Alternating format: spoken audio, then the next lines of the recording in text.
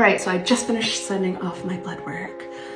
Look at how blue my finger is. Obviously, I could have switched to other fingers, but let's just talk about blood for a second. So over this last 2 years of this whole trying to conceive journey, I have done so much research online.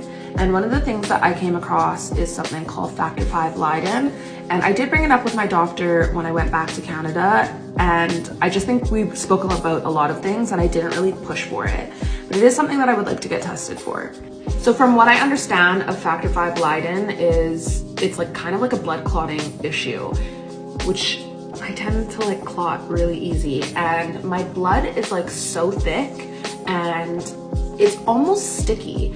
And I thought it was just me. And then when I went home to Canada for Thanksgiving, I was at the Thanksgiving table. My husband was across from me. My mom was right here. And I can't remember what we were talking about, but she made a comment about having sticky blood. And my husband and I just looked at each other. We're like, did you just hear that? Because I just heard that. Anyways, the only reason I bring that up now is because I did this blood work this morning and I could not get the blood out of, I mean, can you see that?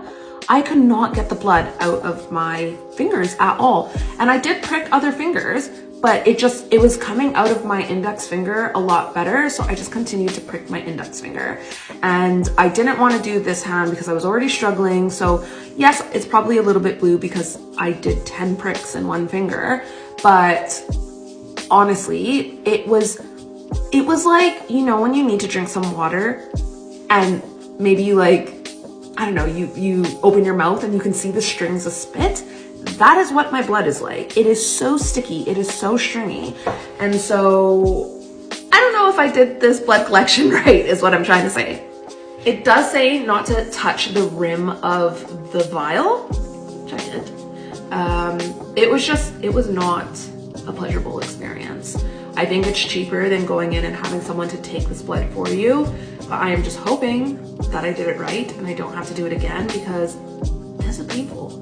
And I know that this is the tip of the iceberg in the whole IVF hoopla, but this is painful.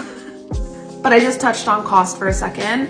It was 185 pounds to get these blood work kits sent out. It covered the postage back. And you gotta think, like, that's like 3 pounds. So 3 times 3 is 9. So that's like 10 pounds right there. That is kind of covered in your cost.